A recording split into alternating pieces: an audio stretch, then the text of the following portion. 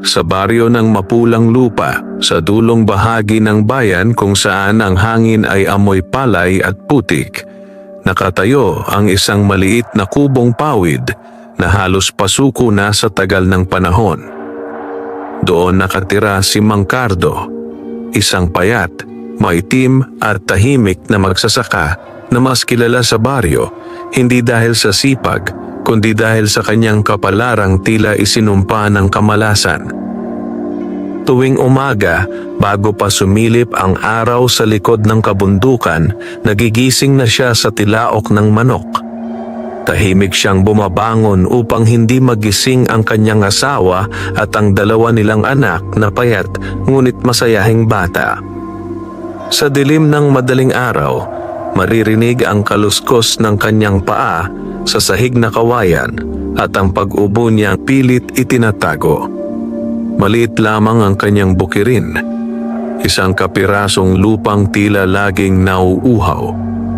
Kahit gaano pa niya ito bungkalin, lagyan ng pataba at alagaan, ang mga palay ay hindi lumalago tulad ng sa iba. Madalas, kapag panahon ng anihan, halos kalahati lamang ng karaniwang ani ang kanyang naiuuwi. Sa palengke, siya ang laging huli sa pila. Ang mga sako ng palay niya ay manipis kumpara sa matatabang ani ng iba. At doon, sa ilalim ng toldang kupas, madalas siyang pagdiskitahan ng mga kapwa niya magsasaka. "Oh, Cardo," sigaw ni Mang Isko minsan habang tumatawa. "Baka lupa mo na ang may sumpa. Baka dapat duwende ang kausapin mo."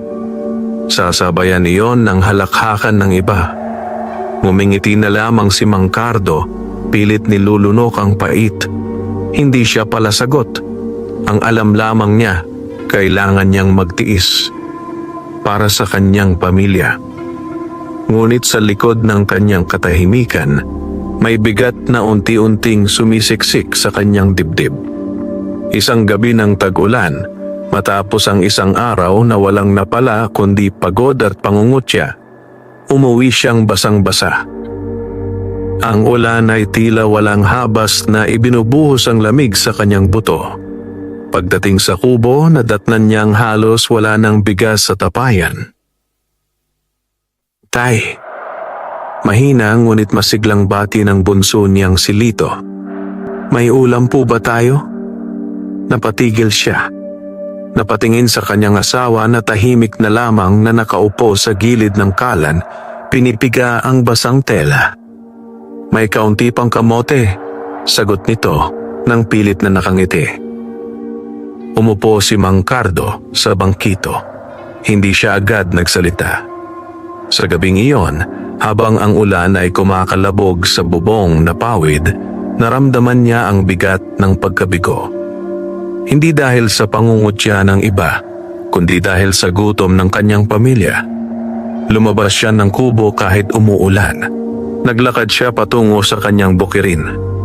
Hindi niya alam kung bakit, ngunit tila may kung anong nagtutulak sa kanya roon. Ang lupa ay basa at malambot. Ang mga punla ng palay ay nakayuko sa bigat ng tubig. Sa gitna ng bukid, lumuhod siya.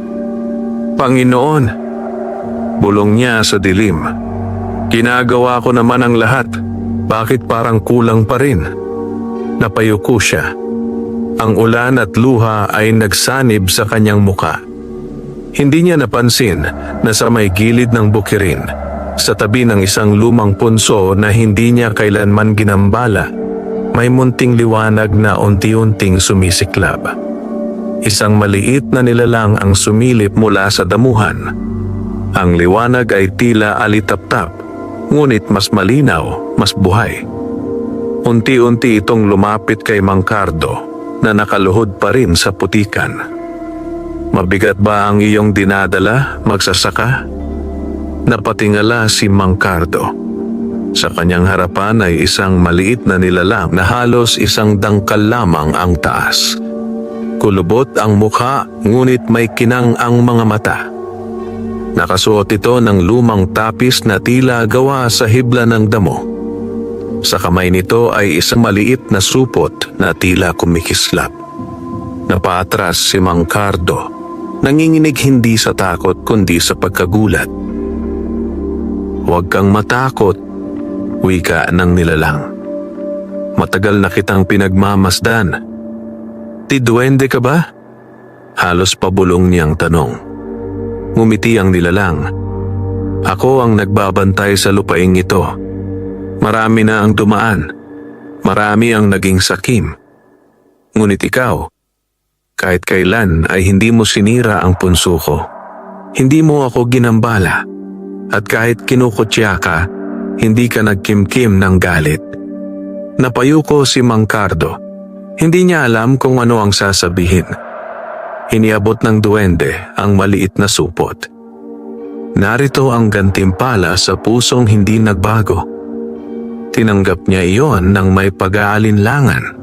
Binuksan niya ang supot at nakita ang maliliit na butil ng palay na tila may bahagyang kinang sa ilalim ng ulan. "Gintong buto ng palay," sabi ng duwende. "Itanim mo ito sa bukas na bukas. Ngunit tandaan, ang biyaya ay mananatili lamang sa pusong marunong magpasalamat at hindi nagiging sakim." "Bakit ako?" tanong ni Mang Cardo. Halos hindi makapaniwala. "Dahil sa lahat ng nagtanim sa lupaing ito, ikaw lamang ang marunong makinig sa katahimikan ng lupa." Unti-unting naglaho ang liwanag. Ang duwende ay nawala na parang usok na tinangay ng hangin. Naiwan si Mang Cardo na hawak ang supot. Ang ulan ay tila tumigil sa sandaling iyon. Kinabukasan, maaga siyang nagpunta sa bukid. Hindi niya sinabi sa kahit kanino ang nangyari. Tahimik niyang inihalo ang mga gintong buto sa kanyang mga punla. Habang ibinabaon niya ang mga ito sa lupa, may kakaibang pakiramdam sa kanyang dibdib, hindi takot, hindi pagdududa, kundi pag-asa. Lumipas ang mga araw. Sa una, wala namang kakaiba. Ngunit nang sumapit ang ikalawang linggo, napansin niyang ang bahagi ng bukid kung saan niya itinanim ang mga buto ay mas luntian kaysa sa iba. Mas matibay ang tangkay, mas makapal ang usbong. Pagkaraan ng isang buwan, hindi na may kakaila ang himala. Ang kanyang bukid ang may pinakamalago at pinakamasiglang palay sa buong baryo. Nagsimulang magbulungan ang mga tao. "Anong pataba ang ginamit mo, Cardo?" tanong ni Mang Isko, hindi na tumatawa kundi seryoso. Ngumiti lamang siya, sipag at dasal. Ngunit sa bawat pag-uwi niya sa gabi, napapansin niya ang munting bakas ng paa sa tabi ng kanyang kamalig. Maliit, parang sa bata. Ngunit alam niya kung kanino iyon. Habang papalapit ang anihan, lalo pang yumayabong ang kanyang ani. Ang dating manipis na sako ay napalitan ng mabibigat at halos hindi niya kayang buhatin. Sa unang pagkakataon, hindi siya ang huli sa pila sa palengke. Ngunit sa puso ni Mang Cardo, may halong tuwa at kaba. Sapagkat sa bawat biyaya, may kaakibat na pagsubok. At sa gabi ng unang anihan, habang tahimik ang baryo at ang buwan ay bilog na nakasabit sa langit, muli niyang nakita ang munting liwanag sa tabi ng punso. Hindi na siya natakot. Alam niyang nagsisimula pa lamang ang tunay na kwento ng kanyang kapalaran. Dumating ang araw ng anihan na tila mas maliwanag kaysa dati ang sikat ng araw sa baryo ng mapulang lupa. Ang hangin ay may dalang bango ng hinog na palay at ang bukirin ni Mang Cardo ay kumikislap sa ginintuang kulay na wari dagat na hinahaplos ng mahinang ihip ng hangin. Maaga pa lamang ay nasa bukid na siya kasama ang kanyang asawa at mga anak. Tahimik silang naggagapas, ngunit sa bawat bagsak ng karit ay may kasamang pagkamangha. Ang mga uhay ay mabibigat, halos yumuyuko sa dami ng butil. Hindi tulad ng mga nagdaang taon na kinakapos sila, Ngayon ay tila ayaw maubos ng kanilang ginagapas. "Tata," bulong ni Lito habang hawak ang isang uhay. "Ang dami po." Ngumiti si Mang Cardo, ngunit hindi siya nagsalita. Sa kanyang dibdib ay may halo pa ring kaba. Naalala niya ang babala ng duwende. Ang biyaya ay para lamang sa pusong hindi sakim. Habang patuloy silang nag-aani, napansin ng ilang magsasaka mula sa katabing bukid ang kakaibang sigla ng kanyang pananim. Isa-isa silang lumapit, nagkunwaring napapadaan lamang. "Hindi yata karaniwang palay iyan," sabi ni Mang Isko, pinipisil ang uhay. "Parang mas mabigat." "Swerte lang," sagot ni Mang Cardo ng payak. Ngunit sa likod ng mga ngiti ng kanyang mga kapitbahay ay may namumuong inggit. Ang dating kinukutya ay ngayon may bukiring masagana. Sa loob ng 3 araw, natapos nila ang pag-aani. Ang kamalig na dati halos walang laman ay napuno ng mga sako. Kinailangan pa niyang manghiram ng dagdag na sisidlan upang paglagyan ng ani. Nang dalhin niya ang unang bahagi ng palay sa palengke, hindi siya makapaniwala sa bigat ng kanyang dala. Sa timbangan, halos dumoble ang timbang kumpara sa nakasanayan niya noon. Nagkatinginan ng mga mamimili. "Kay Mang Cardo galing yan?" bulong ng isa. "Oo, ang dating laging kapos," sagot ng isa pa. Ngunit hindi na siya ang lalaking nakayuko at nahihiya.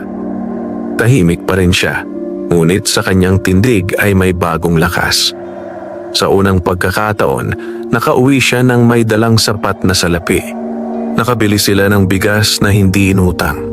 Nakabili rin siya ng bagong tsinelas para sa kanyang asawa at lapis para sa mga bata.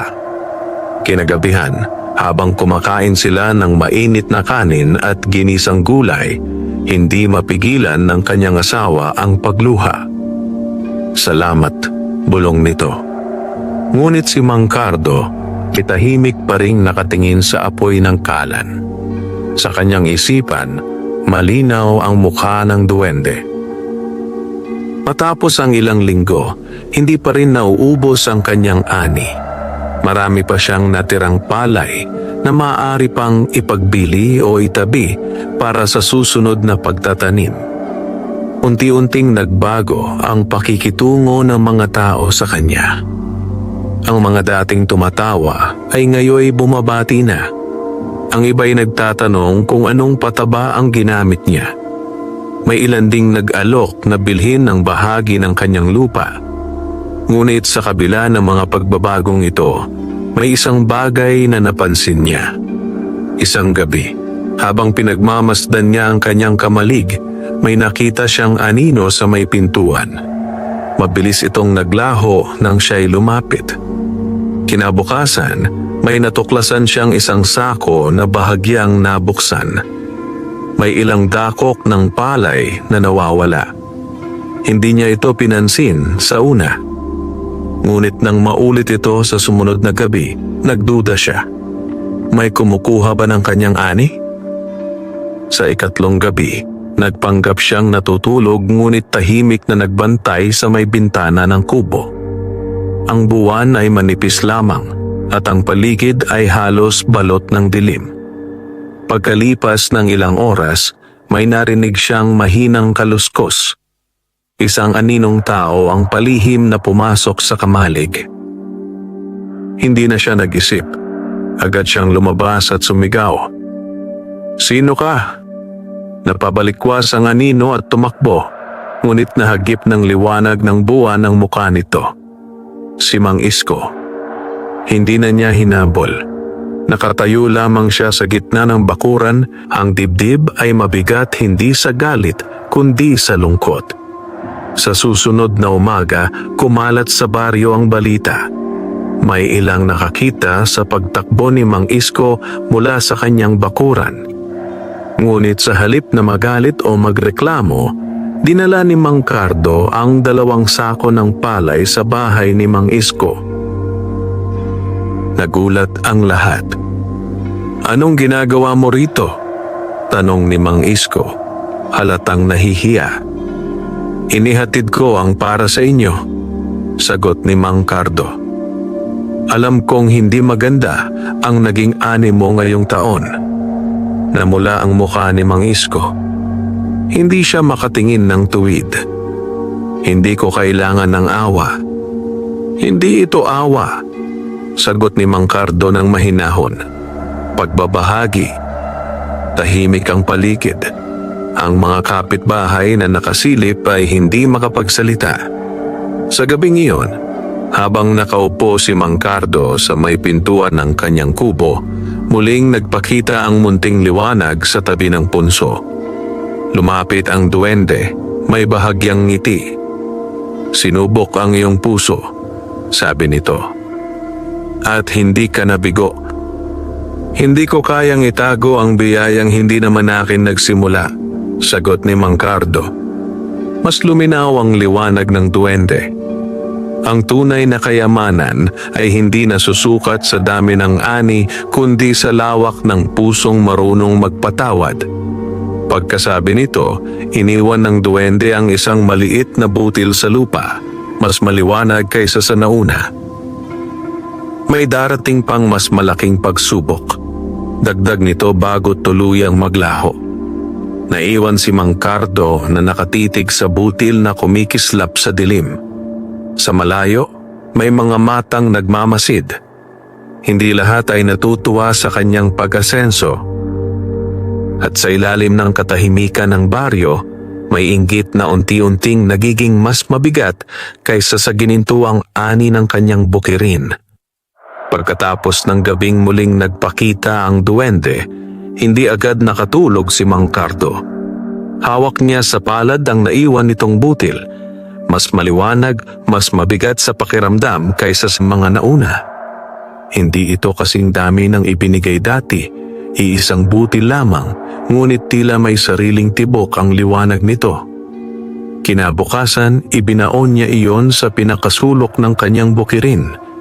Sa bahaging hindi agad napapansin, ngunit sagana sa sikat ng araw tuwing umaga. Habang tinatabunan niya ito ng lupa, tahimik siyang nagdasal, hindi para sa yaman, kundi para sa patuloy na kabutihan ng kanyang puso. Ngunit habang lumalago ang kanyang kabuhayan, may ibang bagay namang lumalaki sa baryo, ang inggit. Sa tindahan sa kanto, naguumpukan ang ilang magsasaka. Hindi normal ang ani niya, bulong ng isa. May sikreto yan, sagot ng isa pa. Baka may ginawang ritual.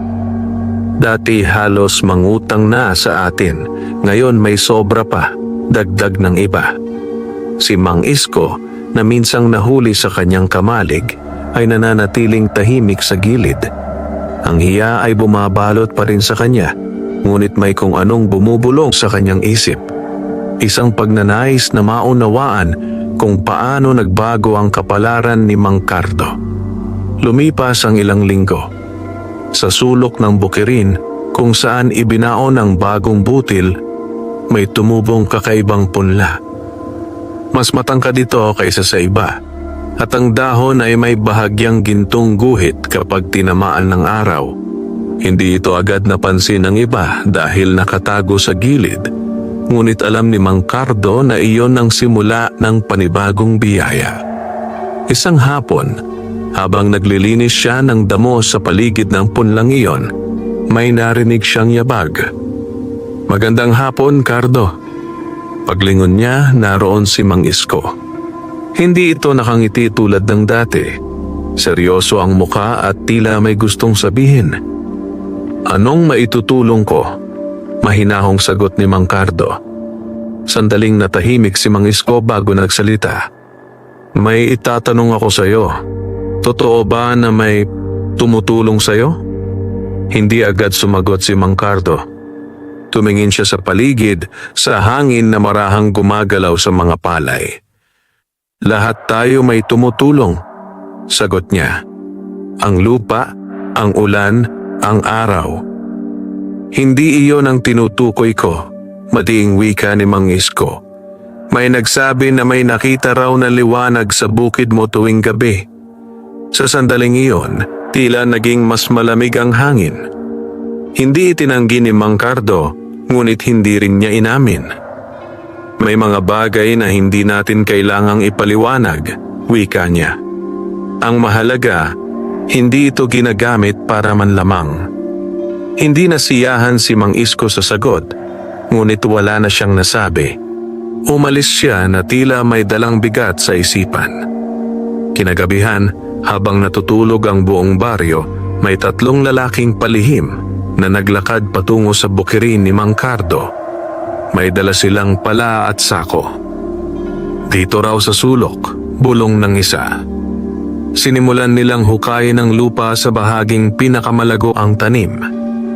Umaasang makakatagpo ng anumang nakatagong kayamanan. Ngunit sa bawat pagsalok nila ng lupa, tila mas tumitigas ang lupa kaysa dati. Ang pala ay hindi makabaon ng maayos, at ang hangin ay biglang lumakas. Mula sa gilid ng punso, may munting liwanag na unti-unting lumawak. Hindi nila ito napansin hanggang sa marinig nila ang isang tinig. Mahina, ngunit malinaw. Hindi para sa sakim ang biyaya ng lupa. Napahinto ang 3. Napatakbo ang isa nang makita ang maliit na anyo na kumikislap sa dilim. Ang 2 pa'y naiwan, nanginginig. Sa isang iglap, ang lupa na kanilang hinukay ay tila bumalik sa dati. Ang hukay ay nagsara at ang kanilang mga pala ay nabasag sa gitna. Tumakbo sila pauwi, walang lingon-lingon. Kinabukasan, kumalat ang balita na may kakaibang nangyari sa bukid ni Mang Cardo. May nakakita raw ng liwanag. May nagsabing may narinig na tinig. Si Mang Cardo ay tahimik lamang na nagpatuloy sa pagtatrabaho. Nang lumapit siya sa sulok kung saan ibinaon ang butil, nakita niyang mas lalo pang lumago ang kakaibang punla. Sa dulo nito ay may mumunting uhay na tila ginto kapag nasisinagan ng araw. Sa hapon ding iyon, dumating ang kapitan ng baryo. "Cardo," wika nito, "maraming usap-usapan. May nagsasabing may hiwaga raw sa bukid mo. Baka magdulot ito ng takot sa iba." Hindi nagalit si Mang Cardo.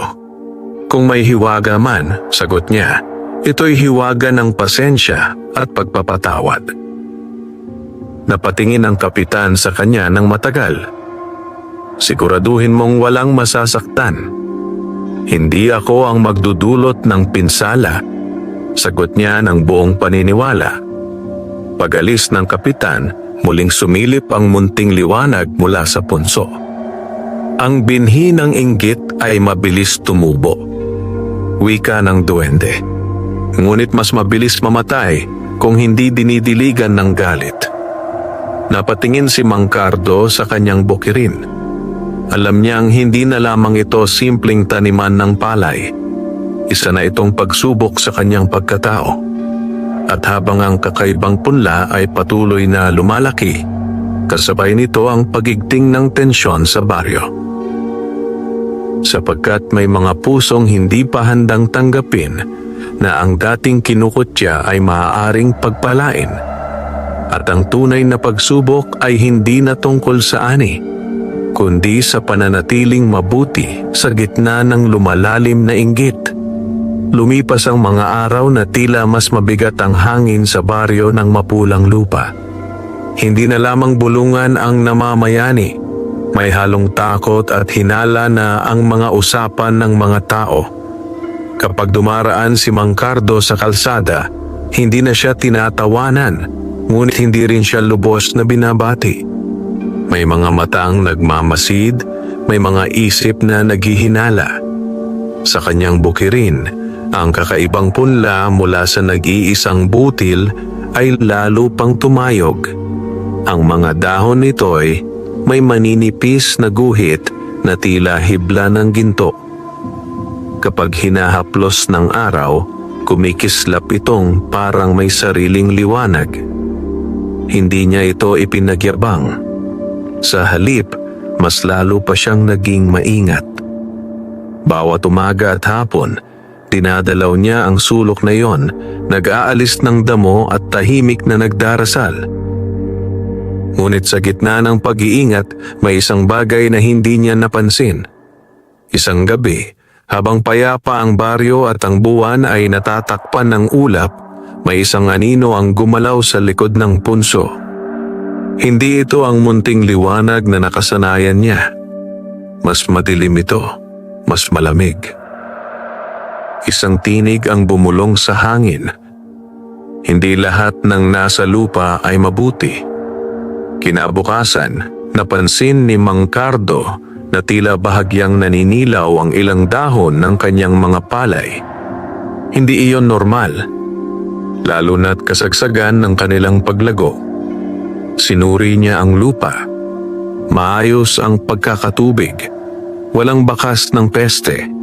Ngunit sa may gilid ng bukid, may nakita siyang bakas ng yabag. Hindi tulad ng sa karaniwang tao. Parang mas mahaba ang pagitan ng mga hakbang. Nang gabing iyon, hindi siya natulog. Tahimik siyang nagbantay sa may bintana. Bandang hating gabi, may nakita siyang anino na tila gumagapang sa pagitan ng mga palay. Hindi ito ganap na tao, hindi rin hayop. Mabilis at madulas ang galaw. Lumabas siya, may dalang lampara. "Sino ka?" sigaw niya. Huminto ang anino. Sa liwanag ng lampara, sandali niyang nasilayan ang anyo nito. Tila duwende rin, ngunit mas payat, mas maitim ang balat at ang mga matay mapula. Hindi lahat ng tulad namin ay nagbibigay, malamig na wika nito. Napaatras si Mang Cardo. "Ano ang kailangan mo?" "Ang biyayang hindi para sa iyo." Sa isang iglap, kumalat ang malamig na hangin sa bukid. Ang ilang tangkay ng palay ay tila nalanta sa pagdaan ng anino. Ngunit bago pa ito makalapit sa kakaibang punla, may biglang sumiklab na liwanag mula sa punso. Ang mabuting duwende ay nagpakita. "Umalis ka," maring wika nito. "Hindi ka nararapat dito." Nangalit ang maitim na nilalang. "Hindi mo maaaring akuin ang lahat ng lupa. May bahagi ako rito." Hindi habang ang magsasakang ito ay nananatiling dalisay ang hangarin. Sandaling nagtagpo ang kanilang mga liwanag. Isa'y maliwanag at mainit. Ang isa'y malamig at madilim. Ang hangin ay umalulong at ang mga palay ay nagsayaw sa lakas ng puwersang hindi nakikita. Napatakbo ang maitim na nilalang, naglaho sa dilim ng gabi. Unti-unting humupa ang hangin. Naiwan si Mang Cardo na nakatayo, hawak ang lampara. Nanginginig hindi sa takot, kundi sa bigat ng kanyang nasaksihan. Lumapit ang mabuting duwende sa kanya. "May mga tulad niyang naaakit sa biyaya," paliwanag nito. "Hindi sila makapagtanim, ngunit nais umani." "Ano ang gagawin ko?" tanong ni Mang Cardo. "Manatiling matatag. Huwag mong hayaang matanim sa puso mo ang takot o galit. Iyon ang kanilang pinapakain." Kinabukasan, napansin ng mga taga-baryo na may ilang bahagi ng bukirin ni Mang Cardo ang tila naapektuhan ng sakit. Muling nagsimulang umalingaw-ngaw ang bulungan. "Sabi ko na may kakaiba riyan," wika ng ilan. "Baka may kapalitang biyaya." Ngunit hindi nagpatalo si Mang Cardo. Inalagaan niya ang mga nalantang bahagi, nilinis ang lupa, at dinasalan ang bawat sulok ng kanyang taniman. Sa gitna ng lahat, ang kakaibang punla ay nanatiling matatag. Hindi ito naapektuhan ng anumang dilim. Sa paglipas ng mga araw, ang mga nanilaw na palay ay unti-unting bumalik sa sigla. Ang mga tangkay ay muling naging luntian. Ngunit malinaw kay Mang Cardo na hindi pa tapos ang laban. Sa bawat gabi, may pakiramdam siyang may nagmamasid mula sa malayo. At sa ilalim ng katahimikan ng baryo, may aninong naghihintay ng pagkakataon. Isang aninong hindi kayang tiisin na may isang pusong pinagpala habang siya'y nananatiling hungkag. Habang papalapit ang panibagong yugto ng pagtatanim, alam ni Mang Cardo na ang susunod na pagsubok ay hindi lamang laban sa inggit ng tao, kundi laban sa dilim na nag-aanyong pagpapanggap. At sa gitna ng liwanag at anino, ang kanyang pananampalataya ang tanging sandatang hawak niya. Pagkatapos ng gabing nagbanggaan ang liwanag at dilim sa kanyang bukirin, hindi na muling naging payapa ang isip ni Mang Cardo. Bagaman muling sumigla ang kanyang mga pananim, dama niya na may nagbabantay pa rin mula sa malayo. Isang presensyang naghihintay lamang ng tamang sandali. Sa baryo, patuloy ang bulungan. May masamang espiritu raw sa bukid niya. Baka may sinumpa siyang nilalang. Hindi normal ang ganoong ani.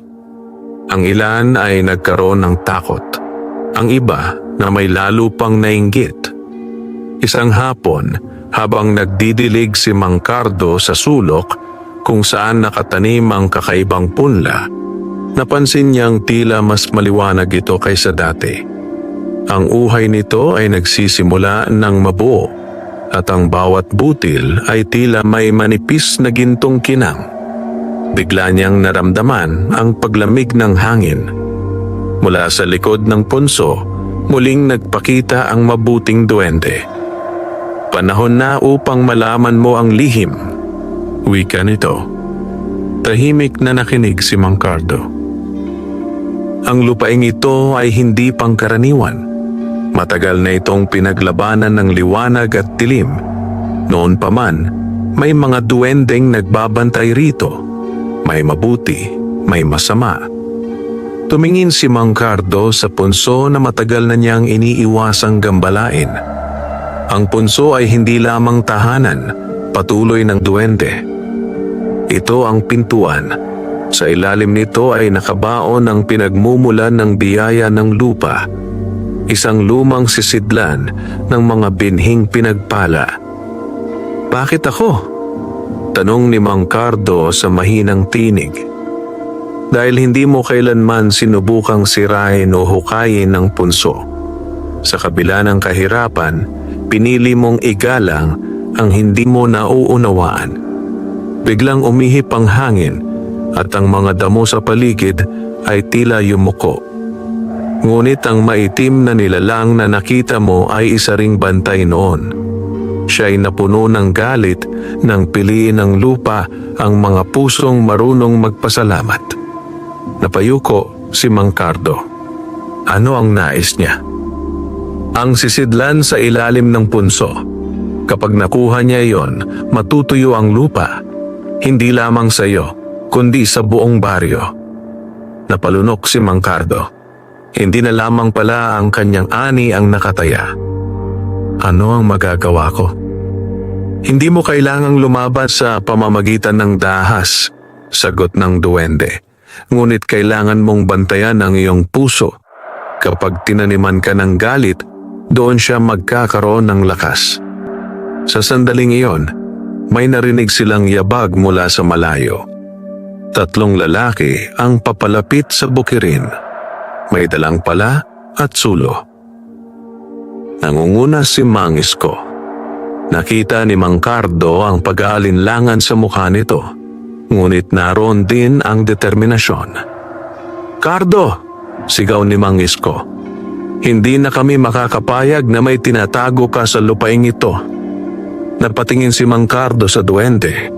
Unti-unti itong naglaho. Nag-iwan ng mahina ngunit mainit na liwanag sa paligid ng punso. Lumapit si Mang Cardo sa mga lalaki. Wala akong tinatago, mahinahon niyang sabi. Kung wala, bakit may liwanag tuwing gabi? Sagot ng isa. Bakit tila hindi tinatablan ng peste ang bukid mo? Dagdag ng isa pa. Sandaling natahimik si Mang Cardo. Maaari niyang itaboy ang mga ito. Maaari niyang pigilan. Ngunit naalala niya ang babala. Huwag hayaang matanim ang galit. Kung pipigilan niya sila ng marahas, baka lalo lamang tumindi ang hinala. Kaya umatras siya ng ilang hakbang. Kung nais ninyong makita, sabi niya, hukayin ninyo. Nagkatinginan ang tatlo. Hindi nila inaasahan ang sagot na iyon. Lumapit sila sa punso. Sa unang salpok ng pala sa lupa, umihip ang malakas na hangin. Ang apoy ng sulo ay namatay. Ang paligid ay nabalot ng dilim. Mula sa ilalim ng lupa, may mahinang pagyanig. Natigilan ang mga lalaki. Sa pangalawang salpok ng pala, biglang sumiklab ang liwanag mula sa punso, hindi nakasisilaw kundi mainit at payapa. Napahulog ang pala sa kamay ni Mang Isko. Sa kanilang harapan, bahagyang bumuka ang lupa at nasilayan nila ang isang lumang sisidlan na yari sa luwad. May mga ukit na tila sinaunang simbolo ng ani at ulan. Ngunit hindi ito maabot. Ang liwanag ay tila hadlang.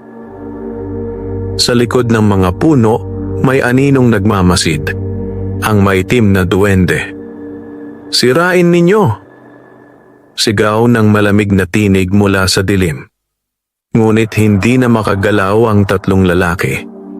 Ang liwanag ay tila nagpapabigat sa kanilang mga paa. Lumuhod si Mang Cardo. Hindi ito para sa akin lamang, wika niya. Kung may biyaya rito, para ito sa lahat. Sa sandaling iyon, ang liwanag ay mas luminaw at ang sisidlan ay muling nagsara sa ilalim ng lupa. Humina ang hangin. Nawala ang anino sa kagubatan. Unti-unting natauhan ang tatlong lalaki. Nanginginig silang umatras. Ano? Ano iyon? Bulong ng isa. Hindi sumagot si Mang Cardo. Tumayo siya at tinulungan si Mang Isko na makabangon. Hindi ko nais na maging dahilan ng takot, sabi niya. Kung may biyaya sa lupaing ito, handa akong ibahagi. Napayuko si Mang Isko. Nagkamali kami. Sa gabing iyon, kumalat ang balita na may himalang nasaksihan sa bukid ni Mang Cardo. Ngunit sa halip na takot, may halong pagkamangha ang naramdaman ng mga tao. At sa tabi ng punso, muling nagpakita ang mabuting duwende. Pinili mong ibaba ang sandata ng galit, wika nito. Doon nagsisimula ang tunay na kayamanan. Ngunit sa malayong gilid ng kagubatan, may matang mapula ang patuloy na nagliliyab. Hindi pa tapos ang laban, sapagkat ang dilim na minsang nawalan ng kapangyarihan ay hindi basta sumusuko. At sa susunod na pag-ikot ng buwan, mas mabigat na pagsubok ang haharapin ni Mang Cardo. Isang pagsubok na hindi lamang sa kanyang ani kundi sa kanyang pamilya. Pagkaraan ng gabing muntik ng mahukay ang punso, tila bumalik ang katahimikan sa baryo ng Mapulang Lupa. Ngunit ang katahimikang iyon ay hindi payapa. Ito'y parang hanging naghihintay ng unos. Mas naging magalang ang mga tao kay Mang Cardo. Ang ilan ay humingi pa ng paumanhin sa kanilang ginawa. Si Mang Isko ay minsang dumalaw, nagdala ng kaunting gulay bilang pakikipag-ayos. Ngunit sa kabila ng pagbabagong iyon, may mabigat pa ring pakiramdam sa dibdib ni Mang Cardo. Isang gabi, habang naghahapunan sila, napansin niyang tahimik ang kanyang panganay na si Mila. Karaniwan itong masayahin at madaldal, ngunit ngayon ay tila may inindang takot. Anong problema, anak? Tanong niya. May naririnig po ako tuwing gabi, sagot nito. May bumubulong sa may bintana. Nagkatinginan ang mag-asawa. Anong sinasabi? Tanong ng ina. Na hindi raw natin pag-aari ang biyaya, na may kapalit daw ang lahat. Nabigla si Mang Cardo, ngunit hindi niya ipinahalata. Ngumiti siya at hinaplos ang ulo ng anak. Walang dapat ikatakot, sabi niya. Basta't hindi tayo gumagawa ng masama. Ngunit ng gabing iyon, siya mismo ang nakarinig ng mahinang bulong sa labas ng kubo. Isuko mo ang sisidlan. Malamig ang tinig. Pamilyar. Lumabas siya. Dala ang isang sulo. Sa may gilid ng bakuran, sa pagitan ng mga puno, nakita niya ang maitim na anyo. Ang duwendeng may mapupulang mata. Hindi ka pa rin tumitigil, mariin niyang sabi. Hindi ikaw ang pinili ng lupa, sagot ng nilalang. Isang mahirap na magsasaka, hindi makatarungan.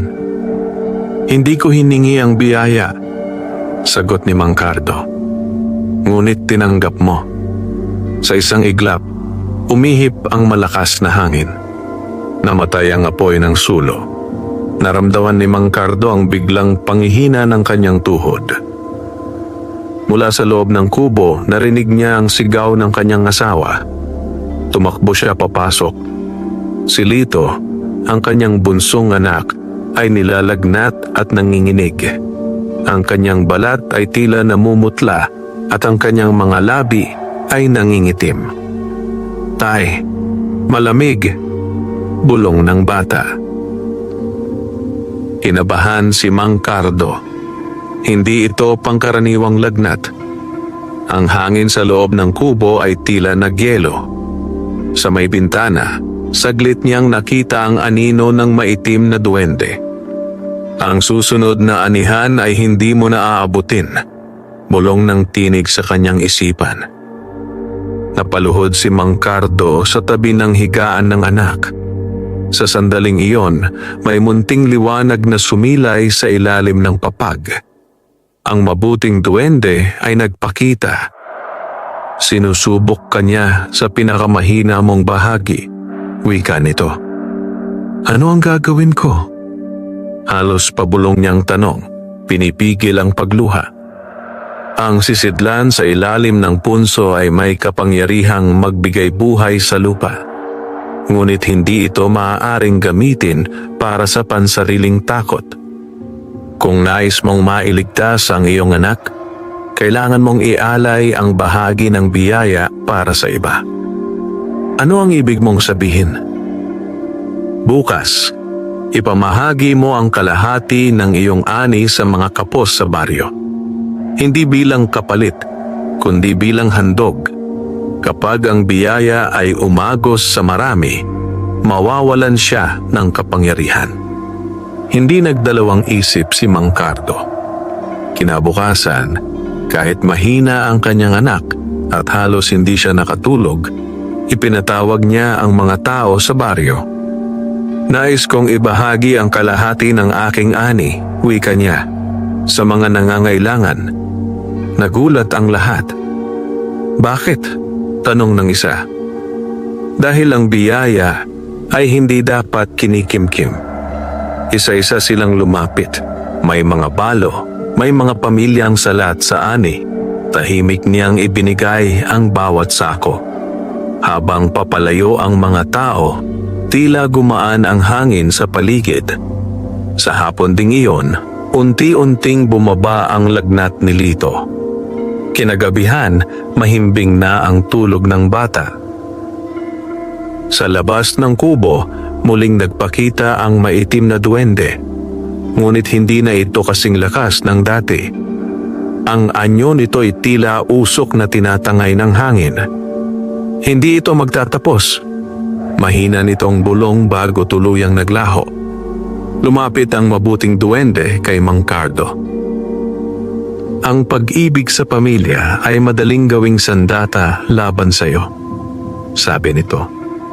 Ngunit pinili mong magtiwala sa kabutihan. Napatingala si Mang Cardo sa langit.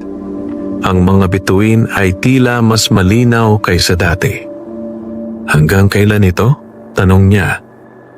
Hanggang sa matanggap ng dilim na ang lupa ay pumipili hindi ng pinakamayaman kundi ng pinakamarunong magbahagi. Sa gabing iyon, sa unang pagkakataon mula nang magsimula ang mga pagsubok, nakatulog si Mang Cardo ng may kapayapaan sa dibdib. Ngunit alam niyang hindi pa tapos ang laban.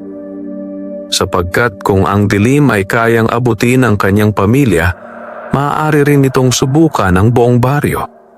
At sa susunod na pag-atake, hindi na lamang siya ang kailangang maging matatag, kundi ang lahat ng taong nakinabang sa biyayang minsang kinutya. Matapos gumaling si Lito, tila may nagbago hindi lamang sa kubo ni Mang Cardo, kundi sa buong baryo ng Mapulang Lupa. Ang balitang na mahagi siya ng kalahati ng kanyang ani ay mabilis na kumalat. Ang mga dating nag-aalinlangan ay napayuko. Ang mga dating naiinggit ay napaisip.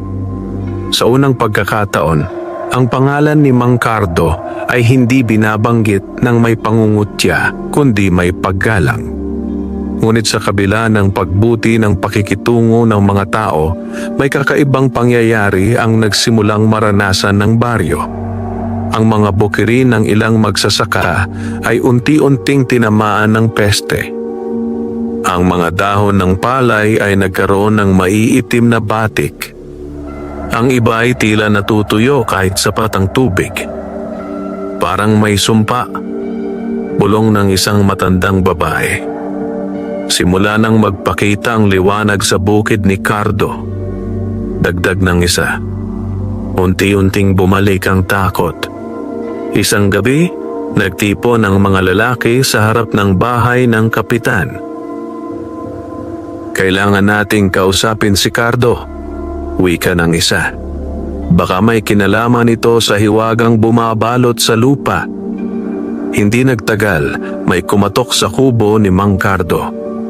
Pagbukas niya, naroon ang kapitan at ilang magsasaka kabilang si Mang Isko.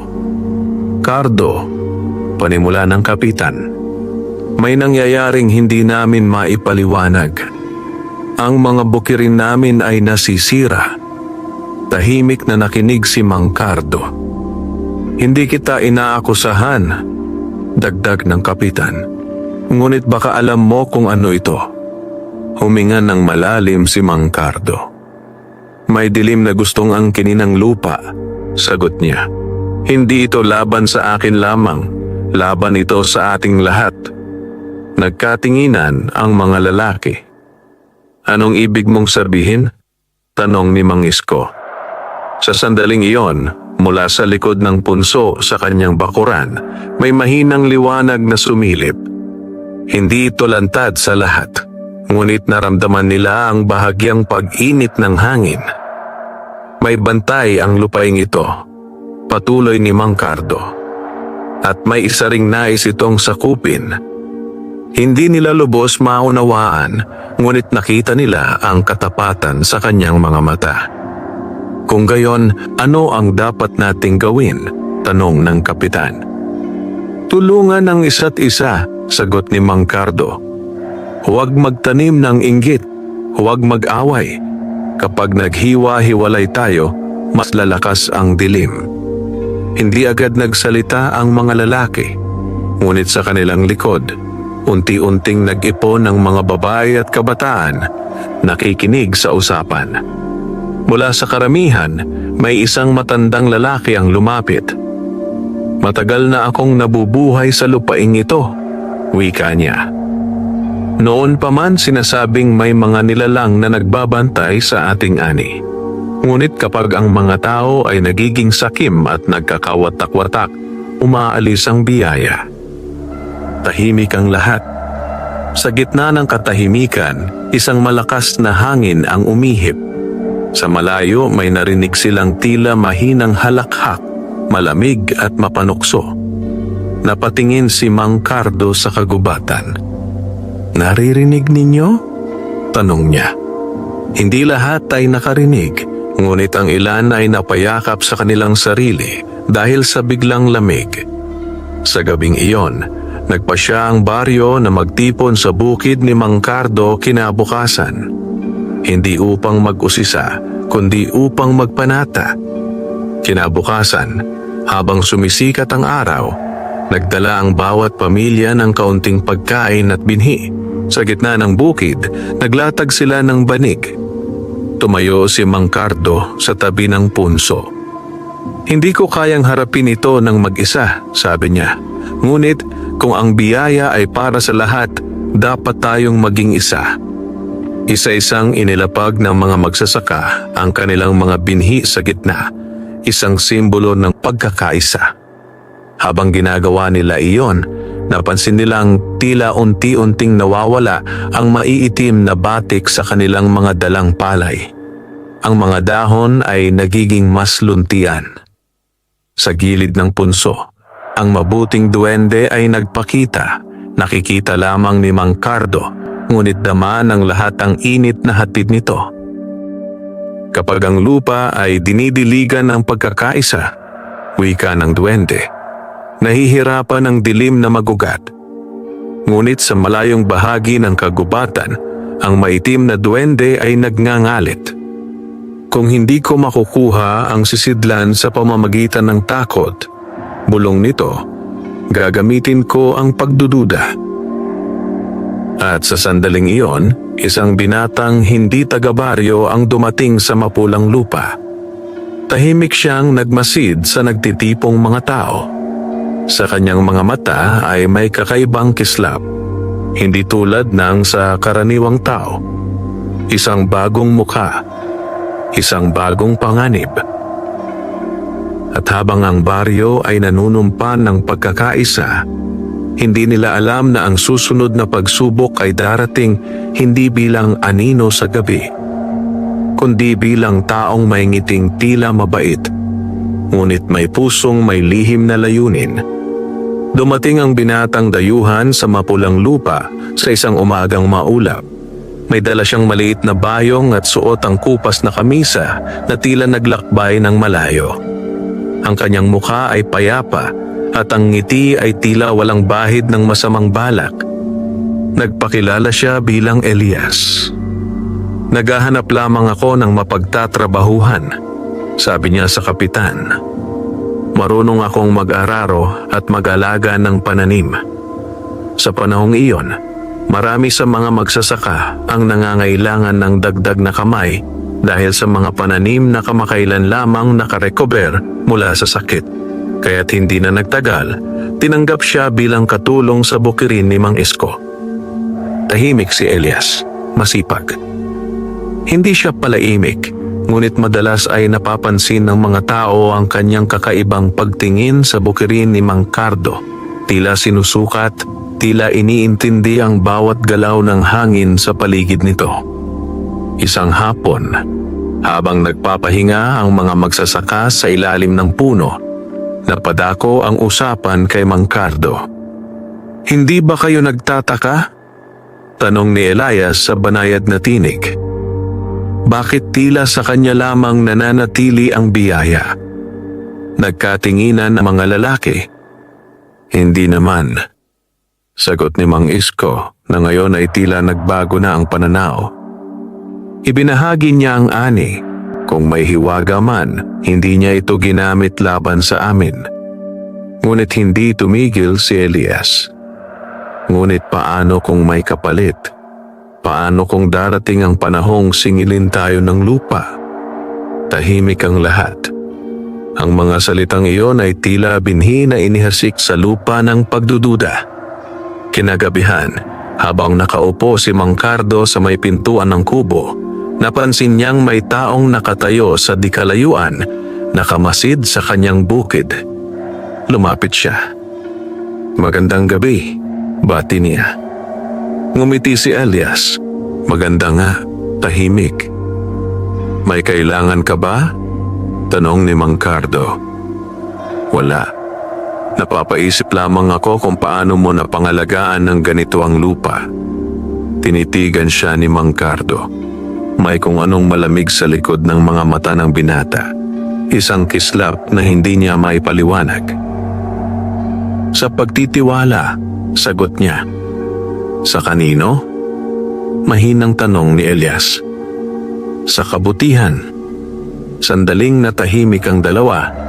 Pagkaraan, tumalikod si Elias at naglakad palayo. Nang gabing iyon, nagising si Mang Cardo sa kakaibang panaginip. Nakita niya ang punso na bumubuka at mula rito ay umaagos ang liwanag. Ngunit sa gilid ng liwanag ay may aninong unti-unting humahalo rito. Nagising siya na pawis na pawis. Sa labas, may mahinang yapak. Lumabas siya at nagtungo sa bukid. Sa may sulok kung saan naroon ang kakaibang punla, may nakatayong anino.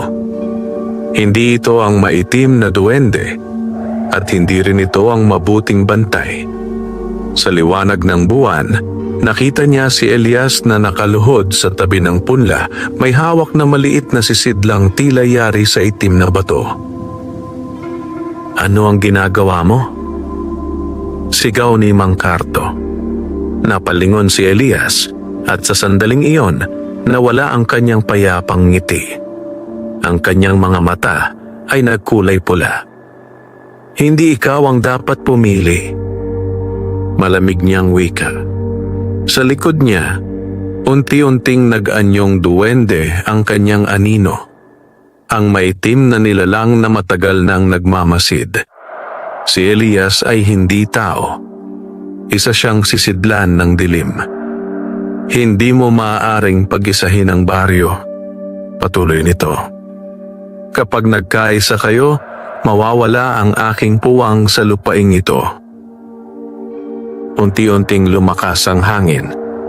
Ang mga palay ay yumuko na tila tinatangay ng hindi nakikitang puwersa. Ngunit bago pa makalapit ang anino sa punla, isang maliwanag na liwanag ang sumiklab mula sa punso. Nagpakita ang mabuting duwende, mas maliwanag kaysa dati. Niloko mo sila, wika nito kay Elias.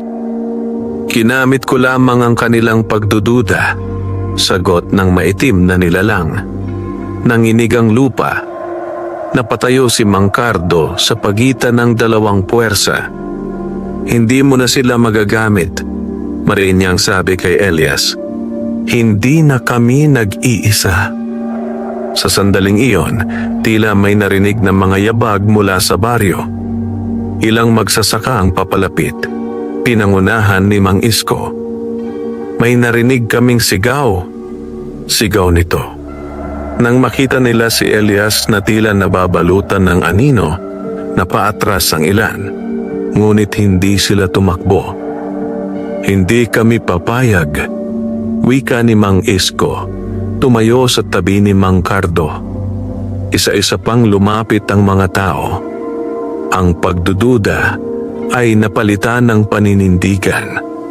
Sa gitna ng nagtatagpong liwanag at dilim, ang pagkakaisa ng baryo ay tila nagbigay ng dagdag na lakas sa maliwanag na duwende. Napaurong ang maitim na nilalang. Ngunit bago ito tuluyang maglaho, tumingin ito kay Mang Cardo. Hindi pa tapos, bulong nito. Ang sisidlan ay kailangang pumili ng pangwakas na tagapagbantay. Sa isang iglap, naglaho si Elias. Tila usok na tinangay ng hangin. Naiwan ang baryo na humihingal at nanginginig. Lumapit ang mabuting duwende kay Mang Cardo. Ang huling pagsubok ay nalalapit. Wika nito. Hindi na ito tungkol sa ani o takot, kundi sa kung sino ang magiging tunay na tagapagbantay ng lupa. Napatingin si Mang Cardo sa mga taong nakapaligid sa kanya. Hindi na siya nag-iisa. Ngunit malinaw sa kanyang puso, ang susunod na kabanata ay magtatakda kung ang biyaya ng lupa ay mananatili sa mapulang lupa o tuluyang mawawala sa kanila. Matapos ang pagkawala ni Elias, walang sino man sa mapulang lupa ang nakatulog ng mahimbing. Ang gabi ay tila mas mahaba at ang bawat anino ay pinaghihinalaan. Sa bukirin ni Mang Cardo, nanatiling nakatayo ang mga magsasaka. tila hindi pa handang umuwi. Hindi siya tao, bulong ng isa.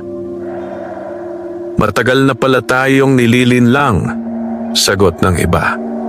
Ngunit sa gitna ng kanilang takot, mas malinaw ang isang bagay. Hindi sila umatras, hindi sila naghiwa-hiwalay. Unti-unting naglaho ang liwanag ng mabuting duwende, ngunit bago ito tuluyang mawala, nag-iwan ito ng mga salita na tanging si Mang Cardo lamang ang malinaw na nakarinig.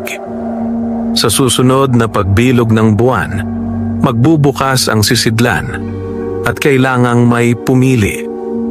Kinabukasan, tila may kakaibang katahimikan sa baryo. Ang mga pananim ay mas luntian, tila gumaan ang hangin. Ngunit alam ng lahat na hindi pa tapos ang panganib. Lumapit si Mang Isko kay Mang Cardo habang sila'y nasa bukid.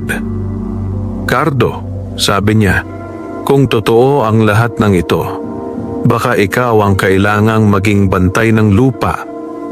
Napailing si Mang Cardo. Ako'y magsasaka lamang. Ngunit ikaw ang pinili, sagot ni Mang Isko. Hindi sumagot si Mang Cardo. Sa kanyang puso may pag-aalinlangan. Hindi niya hiningi ang ganitong tungkulin. Ang nais lamang niya noon ay sapat na ani para sa kanyang pamilya. Ngunit ngayon, tila mas malaki ang hinihingi sa kanya ng lupa. Lumipas ang mga araw at papalapit ang gabi ng kabilugan ng buwan. Habang papalapit ang takdang gabi, may mga kakaibang senyales na nagpakita. Ang mga hayop sa paligid ay tila hindi mapakali. Ang mga aso ay umaalulong sa kawalan. Ang hangin ay may dalang malamig na haplos tuwing dapit hapon. Sa mismong gabi ng kabilugan, nagtipon ang buong baryo sa bukid ni Mang Cardo. Walang nagsalita ng malakas. Lahat ay nakatingin sa punso. Ang buwan ay bilog at maliwanag.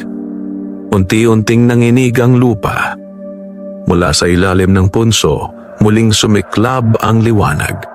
Dahan-dahang bumuka ang lupa at umangat ang lumang sisidlan na yari sa luwad. Ang mga ukit dito ay tila gumagalaw sa ilalim ng liwanag ng buwan. Lumapit ang mabuting duwende, mas maliwanag kaysa kailanman. Ang lupa ay hindi pag-aari ng isa, wika nito. Ngunit kailangan ito ng tagapagbantay, isang pusong hindi magpapadala sa sakim na pagnanasa.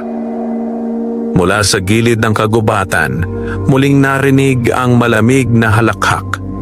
Nagpakita ang maitim na duwende, hindi na nagkukubli sa anyong tao. Bakit siya? Sigaw nito. Dahil ba siya'y mahirap? Dahil siya'y kaawa-awa? Hindi umatras si Mang Cardo. Hindi ako karapat-dapat, wika niya, nakatingin sa sisidlan.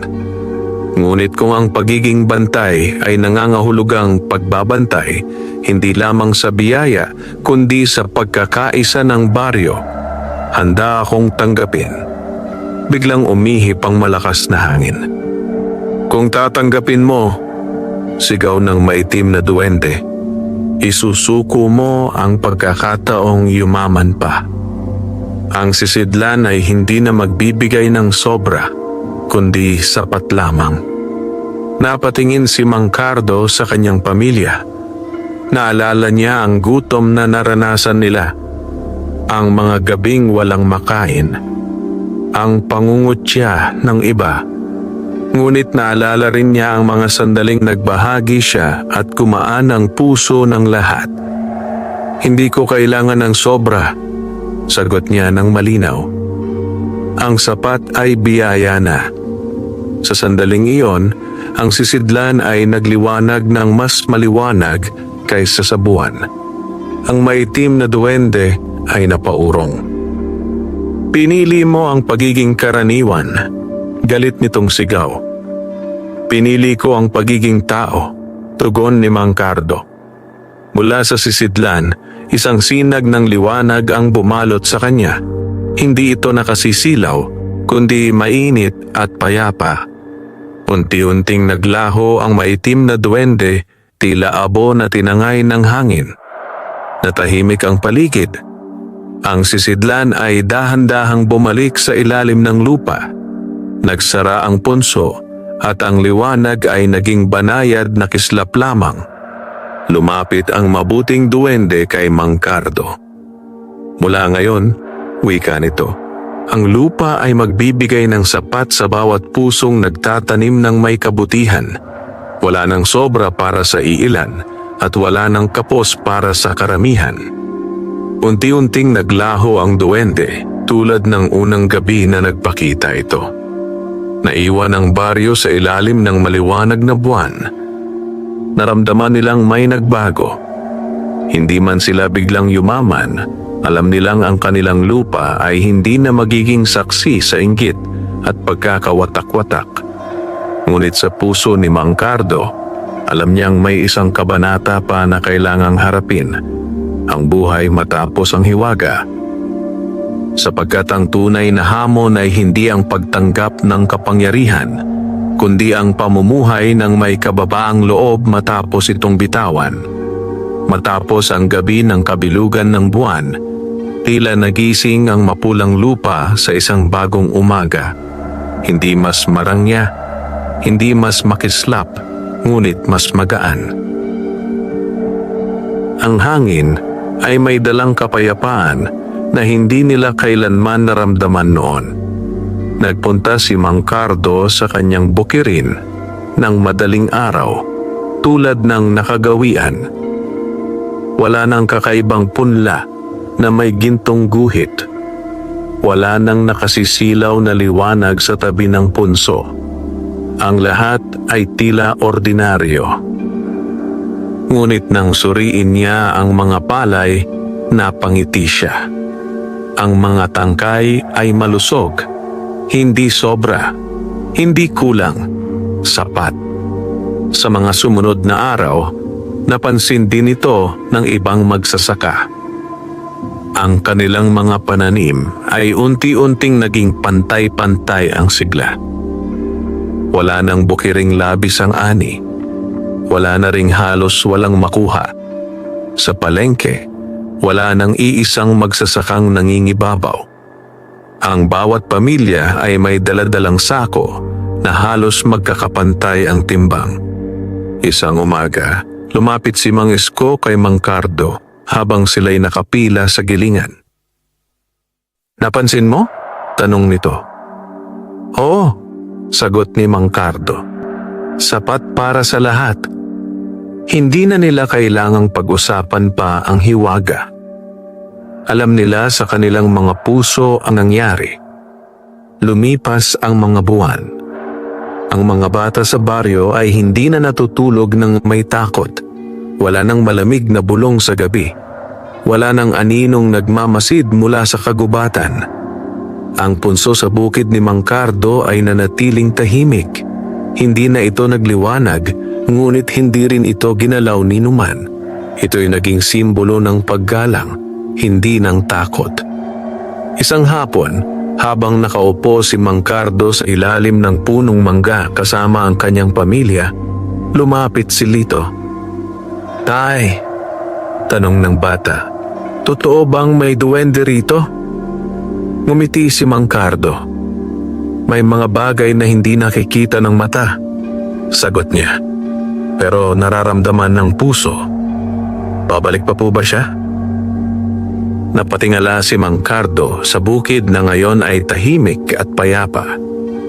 "Kapag may pusong nangangailangan ng paalala," sagot niya. Hindi na niya muling nakita ang mabuting duwende. Ngunit may mga pagkakataon, tuwing dapit hapon, kapag ang araw ay sumasalamin sa mga uhay ng palay, tila may mumunting kislap sa gilid ng kanyang paningin. At sapat na iyon. Sa paglipas ng mga taon, naging halimbawa ang mapulang lupa sa mga karatig baryo. Hindi dahil sa pinakamaraming ani, kundi dahil sa pagkakaisa. Wala nang nangungutya sa mahihirap. Wala nang nagmamayabang sa mayaman. Ang bawat pagtatanim ay may kasamang panalangin at pasasalamat. Si Mang Cardo ay nanatiling payak na magsasaka. Hindi siya naging pinakamayaman sa buong bayan, ngunit hindi na rin siya kailanman nagutom. Sa tuwing may bagong magsasaka na nagrereklamo dahil tila kapos ang kanyang ani, may isang kwento silang ibinabahagi. Ang kwento ng isang taong hindi humiling ng sobra, kundi tinanggap ang sapat. At sa bawat pag-aani, kapag ang mga tao'y nagtutulungan sa paggapas at pagbubuhat ng sako, may pakiramdam silang hindi sila nag-iisa sa bukid, na ang lupa ay may alaala. Na ang biyaya ay may kondisyon, hindi ng takot, kundi ng kabutihan. At sa ilalim ng payapang langit ng mapulang lupa, ang tunay na kayamanan ay hindi na sukat sa ginto o sa dami ng ani, kundi sa pusong marunong magbahagi. Wakas,